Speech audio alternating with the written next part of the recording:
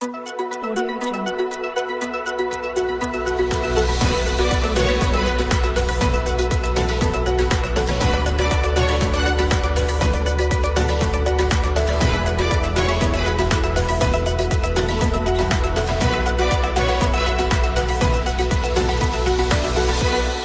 नमस्कार मित्रों, जैसा कि आशंका थी, प्रशांत किशोर का काम कांग्रेस से खत्म हो गया है।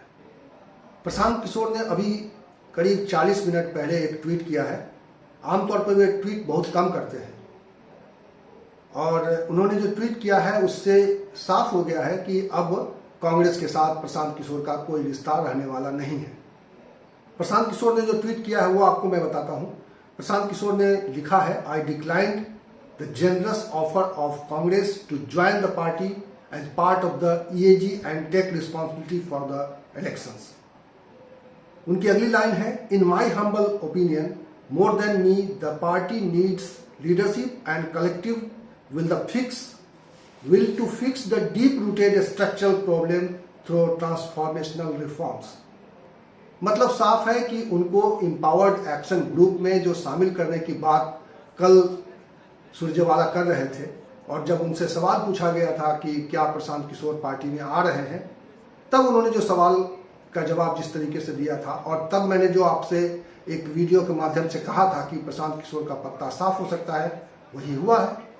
प्रशांत किशोर और कांग्रेस के रिश्ते इस रूप में अब सामने नहीं आएंगे जैसा पहले उम्मीद चल रही थी, जैसी बातचीत चल रही थी सोनिया गांधी के साथ उनकी, और ऐसा लग रहा था कि अब वो पार्टी ज्वाइन कर सकते हैं या वो राजनीतिक सलाहकार के रूप में, रणनीतिक सलाहकार के रूप में चुनाव में उनकी भूमिका रह सकती है। लेकिन चूंकि उन्होंने इस भूमिका को स्वीकार नहीं किया है, शायद वो ये चाहते थे प्रशांत किशोर कि पार्टी में रहकर वो काम करें, चूंकि उनको पार्टी में काम करने का अनुभव है। उन्होंने जेडीयू के साथ काम किया है लंबे समय तक बिहार में, उनको कैबिनेट मंत्री का दर्जा भी दिया था नीतीश कुमार ने, और जाहिर है जब उन्होंने वो काम छोड़ा था, यानी जब जेडीयू से अलग हुए थे, तब उन्होंने जो कहा था कि मैं आने वाले समय में जब इस काम से उब जाऊंगा तब कुछ देश के लिए करूंगा, पार्टी का काम करूंगा।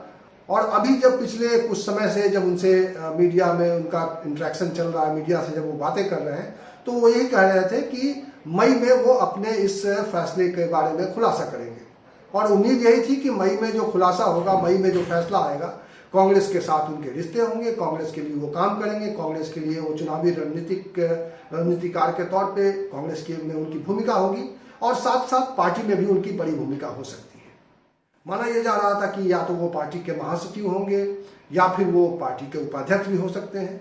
लेकिन जिस तरह से एक अंदरूनी विरोध सामने आया था, हालांकि खुलकर कोई विरोध नहीं कर रहा था, कांग्रेस के किसी भी बड़े नेता ने किसी तरह का बयान नहीं दिया कि प्रशांत किशोर को वो पसंद नहीं करते हैं, लेकिन इधर उधर से उनके हिसाब से कहिए कि या उनकी ओर से कुछ ऐसी बातें की जा रही थी जिससे संदेश ये साफ था कि प्रशांत किशोर का आना और खास तौर पर पार्टी में किसी पद पर उनकी भूमिका को पसंद नहीं कर रहे थे कुछ लोग कांग्रेस के भीतर, और इसी वजह से माना जा रहा है कि सोनिया गांधी ने आखिरकार उनको इस रूप में शामिल करने का जब मन नहीं बनाया, और उनको शायद निश्चित रूप से उनको ये मैसेज दिया गया होगा, क्योंकि कल जब सुरजेवाला ने प्रेस कॉन्फ्रेंस की थी तब उन्होंने कहा था कि एक ईएजी फॉर्म होने जा रहा है, एम्पावर्ड एक्शन ग्रुप फॉर्म होने जा रहा है, जो 2024 के चुनाव के बारे में कांग्रेस की रणनीति को लेकर आगे काम करेगा।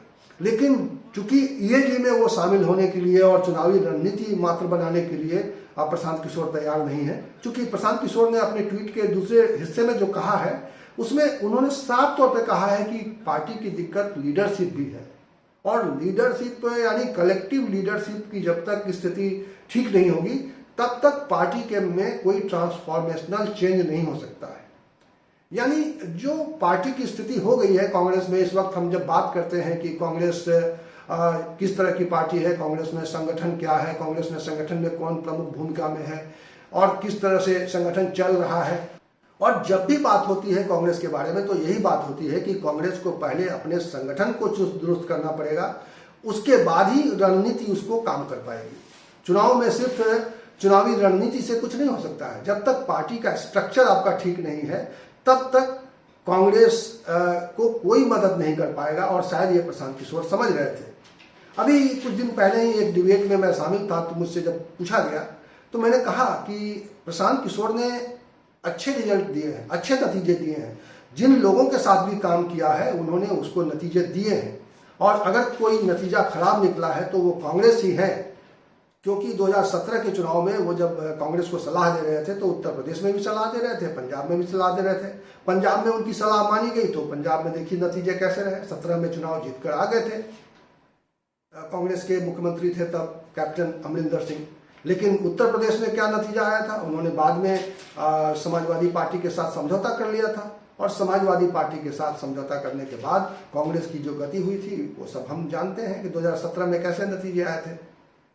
तो कांग्रेस के साथ उनका रिश्ता इसलिए नहीं चल पाया क्योंकि कांग्रेस ने उनकी बात को पूरी तरह से नहीं माना। और प्रशांत किशोर को शायद इस बार भी यही शक था कि अगर जिस तरह से वो सलाह दे रहे हैं, जिस तरह की बातें वो कर रहे हैं, जिस तरह के सुझाव दे रहे हैं, अगर उन सुझावों पर अमल नहीं किया गया, पार्टी उन सुझावों पर काम नहीं किया पार्टी ने, तो निश्चित रूप से नतीजे बेहतर नहीं हो पाएंगे। नतीजे वो नहीं हो पाएंगे जो प्रशांत किशोर चाहते थे।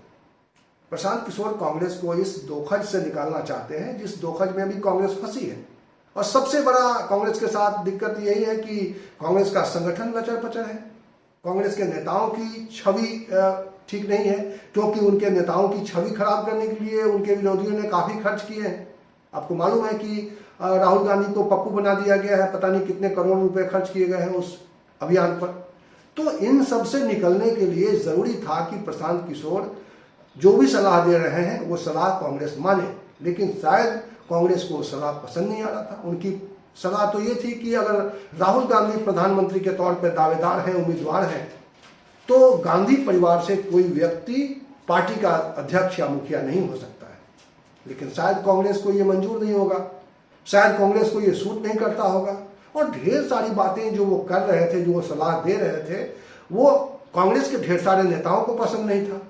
जाहिर है कि बैकबाइटिंग हुई है, पीछे से हमला हुआ है, पीछे से ये मैसेज पहुंचाने की कोशिश की गई है कि प्रशांत किशोर के आने के बाद भी कांग्रेस में कोई सुधार नहीं हो सकता है। और इसीलिए दलील दी जा रही थी कि जिस पार्टी ने आज़ादी की लड़ाई लड़ी है, जिस पार्टी ने इतना लंबे समय तक देश में शासन किया है, उसको कोई व्यक्ति आकर कैसे सुधार सकता है।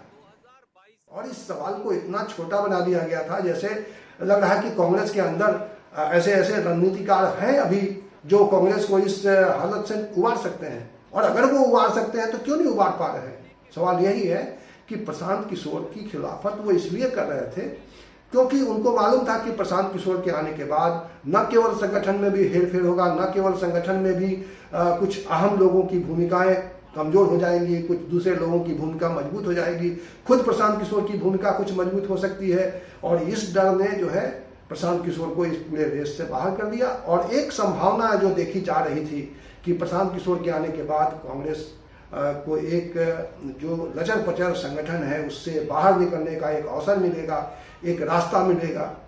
हालांकि कांग्रेस ने अपने हिसाब से कुछ चीज़ें पटरी पर लाने की कोशिश शुरू कर दी है। हम उम्मीद कर सकते हैं कि जो चिंतन शिविर उदयपुर में आयोजित किया जा रहा है वहाँ पर मंथन होगा, कांग्रेस के दिग्गज नेता वहाँ पे अपनी बात रखेंगे, कोई रास्ता बताएंगे और उस रास्ते पर चलने की कोशिश करेंगे।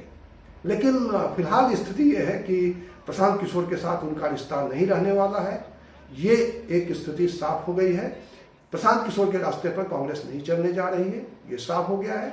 और अब किसके रास्ते पर कांग्रेस चलेगी ये तय नहीं है। क्या गांधी परिवार से ही पार्टी का अध्यक्ष बना रहेगा, ये भी साफ नहीं है।